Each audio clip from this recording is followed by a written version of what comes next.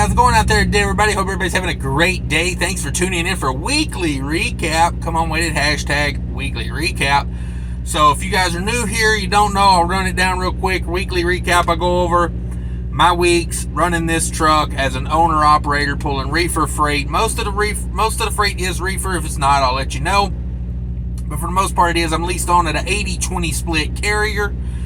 And my truck is paid off. I run a very fuel-efficient operation with a Freightliner Cascadia, and that's how we make money. So I like to go out and come back. It's kind of my business model. That's how I got it set up, and that's how I run it. So let's break down this week. I have been doing a lot of these weeks just like this.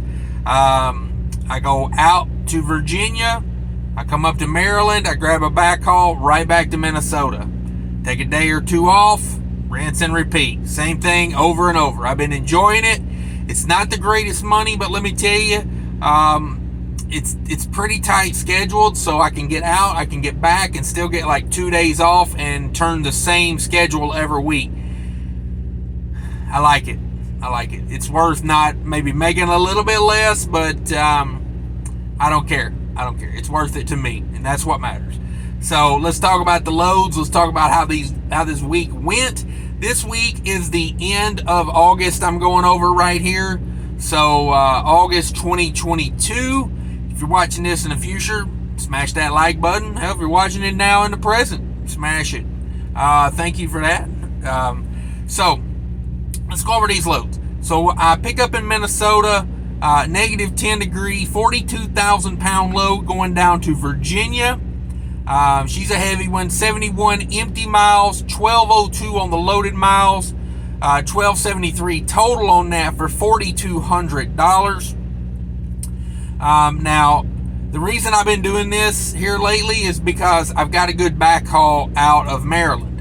That's what makes this worth it to me. If I was pulling loadboard freight out of Maryland, that 4,200 wouldn't look as good, because I'd be coming out of Maryland for like, 22, 23, maybe 2,400 on the way back. So, sometimes it's nice to have connections, and that makes it worth it sometimes for me. So let's talk, the load back comes out of Maryland, and that comes straight back to Minnesota. And those are really light loads. This particular one weighed 7,000 pounds. It was 28 degrees, and I had 55 empty miles, 1135 on the loaded on that for 1190 total, and that load paid $2,900. So that was the week, out and back. That's how I like to do it. This is why I set up a fuel efficient operation, so I can maybe not have to work as hard, and, still be able to have a good income and whatnot. So, that's the way we do it. So let's break down this week real quick. Total revenue, $7,100 total revenue. That comes up to 100% of that is $7,100. 80% of that, that's what I was trying to say, is $5,680. 2,463 all-in miles, 126 on the empty miles. That's 5% deadhead for the week. 2,337 loaded miles. That's $2.88 all miles. So not bad, not great, but for what it is, I like it. And that's $2.30 a mile, my 80%, which I'm still very profitable at. And that's $3.04 a loaded mile on that. So just to compare. Now let's go over cost. I talk about the variable cost on it, variable, but I do not talk about the fixed cost. At the end, you'll hear me say this is the money left to do what I have to do with. This is where you would have to plug in your truck payment if you had a truck payment. This is where you have to plug in all your various insurances that you're going to need to operate a truck on the highway. You would have to factor in all your fees, all your, ifta. If you had to pay any ifta, you'd have to factor in your heavy highway use. You'd have to factor in all those things. Plates, depending on your setup with your carrier. I know some carriers cover plates, some don't. It just depends. Everybody's set up so different. That's why I leave it open-ended like that. And it really doesn't benefit me to tell you how much my truck payment or my insurance or anything is, because everybody is so different. I don't have a truck payment. I made double payments for basically, a year and a half, and I'm done. So, no truck payments at the moment. It's pretty sweet. So let's go over these. $15.45 on diesel. Now, I bought the majority of that with Mudflap. If you don't know Mudflap, check out the video in the description. I've got a how-to video, as well as many other videos about Mudflap. I'm a firm believer in the Mudflap app. Check it out. It is free to look at the prices on it. It's not one of those things where you got to put in your credit card and then they'll let you just sign up with your name and your email and you're good to go. So, $15.45 on diesel, $2.78 on reefer. Oh my God, I'm so glad it's getting cool at night up here in the upper Midwest again. And I've got a good trailer. I had a little bit of an older trailer there for a couple weeks, and that thing was drinking some fuel on some frozen loads. This one I got now, it's not much, it's a 2017, but it's got a big carrier unit on it, and it's got that solar guard roof. If you don't know, I made a video a few days, maybe a couple weeks ago, about the elastomeric paint, I think it's called. It's like a roll-on substance you put on your trailer roof to help reflect the sun away, and I think it makes a difference. It does. So check that video out if you're interested in that, if you're on your own trailer. But $2.78 reefer fuel, that is a far lower price than what I had a few weeks ago when I had frozen food on I think it was a 2012 or 2011 trailer. It was just, the carrier I'm leased to had a few trailers getting repaired at the time, so I just had to take what was available. And let me tell you, that trailer was like $100 a day on frozen foods. So, a 5-day week cost me like over $500. So very expensive. $2.78, I'm pretty happy with that, to be honest with you, because, that load coming back, 7,000 pounds, that's 28 degrees. I don't know if I said that or not. So, and that's a start and stop. They just want it between like 28 and 34, I think is the range on that. So, you can do start and stop on that. I do start and stop on that frozen load on the way out as well.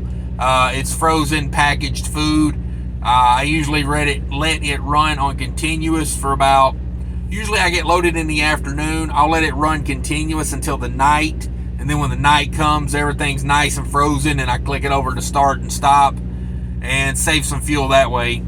Now, if it gets hot during the day, like for me, if I'm running negative 10 degrees, when the temperature outside gets like 75 to 80, I'm thinking like continuous, because the thing's just going to be kicking on a lot, and it's going to be running hard when it kicks on. Sometimes you're better to just run that steady continuous. You'll be about break even fuel, and it's a lot easier on the unit, and you have less likely that something's going to go wrong, like a starter's going to go out or something like that. So for me personally, about 75 to 80s when I start thinking I'm better off just going continuous with it. $33 in DEF fluid. I was able to get it over there at my stop in Wisconsin, where they have it for $2.99 a gallon. I scaled the load out, but I did not scale the load back, obviously, it being 7,000 pounds. Yeah, no reason. And $366 on tolls. I did dodge the Indiana toll road going out and coming back on this. I had some time on both of them, and I hate that Indiana toll road. I don't know, like, to pay $58 to get your truck jarred and your spine adjusted ain't worth it to me. I try to avoid that thing at all costs. So, dodged a little bit on tolls. $366 on tolls. This is a toll heavy lane here because of the way you have to drop down into Virginia and where you're coming out of in Maryland. It's kind of not worth going around or going all the way up to you're better off just to hit that Pennsylvania Turnpike. So pay the tolls, I guess. That's what we do. So that's the total of the variable cost. $2,235 total on that. We bring over my $5,680. My 80% is worth $5,680. and we subtract the 2,235 from that, and that brings my total down to $3,445. I took and put $500 back in maintenance on that. I got a big service coming up here soon, so I've been trying to pad that maintenance, and I'm going to put new steer tires on before winter. So kind of padding it a little bit right now. When I say a big service, I got a few things that just add on to an oil change that kind of run the price up a little bit. So I want to have a little extra padding in there. It's time for DEF filters. It's time for coolant filter. So those two things will probably get done at the next oil change. That's going to add probably $300 to an already, $400 oil change. So we're going to have a big service bill coming in the near future. And steer tires, I've been running Firestone steer tires, been having good luck with them, but these last two I put on, I did not have that great of luck with them. I've got one that's got a crack in between the tread, and that's why it's coming off like in the morning. And the one on the other side broke a belt, so I had to replace it already. Indiana Toll Road got that one. Thank you, Indiana Toll Road. That's why I don't run it. It costs me tires and tolls. No thank you. So we're spending some money on the truck here lately, and that's why I've been doing pretty hefty maintenance every week. But to take out the $500 in maintenance, and that leaves me $2,945 to do what I have to do with. It's not the most profitable situation, I understand that, but we're in a rough time right now, and this is steady freight. I can get this about any time I want it, and they know me by name on it. I don't have to, I'm working with people I know. It's steady, and I get a day off in Maryland when I'm out there switching from the Virginia load to the Maryland load. I get a day off there so I can do my paperwork and everything in the truck. And then when I get home, I still got a day extra before this week starts again. So I get like a day off in Maryland to get all my stuff taken care of in the truck that I can get taken care of. And then when I get home, I get a day of just forgetting about trucking for a day and being at the house. So that's why I'm digging on these so much here lately. It's lazy. It's not the most money I could make, but for what it is, basically a 5-day week, I can live with it. So $29.45 left to do what I have to do with. Now let's talk fuel cost for a second. This particular week, the fuel cost was 63 cents a mile fuel cost, and I contribute a lot of that to Mudflap. I typically buy my fuel when I do this lane with my fuel discounts and where and how I fuel. I typically buy fuel in either Illinois or Ohio, and my truck is fuel efficient enough to where I can basically run each way and then get the fuel when I need it in either Illinois or Ohio, whichever one's better. So I do like fueling in slightly higher ifta states, because if you subtract out the ifta with my fuel discounts on Mudflap and my fuel cards, typically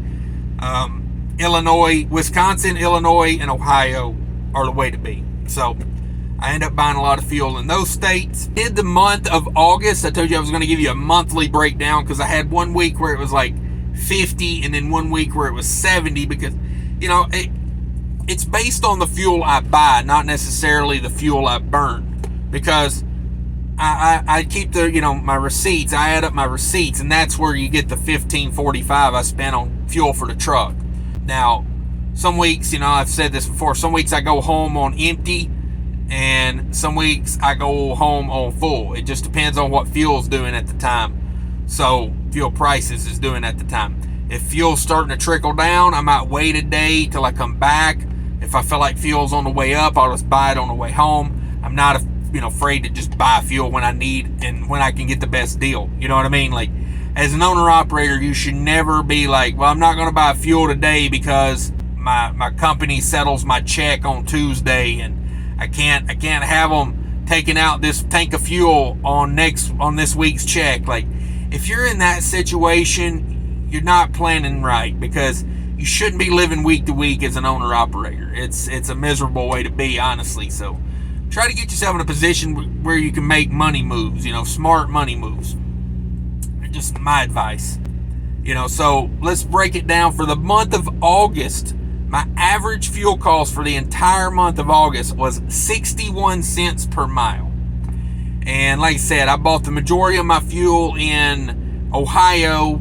Illinois was the second state I bought the most fuel in, and the third was Wisconsin. Now, the majority of what I was doing was just Minnesota, Wisconsin, Illinois, Indiana, Ohio, Pennsylvania, Maryland, Virginia. I mean, I basically ran those 8 states for the entire month. Very little variance.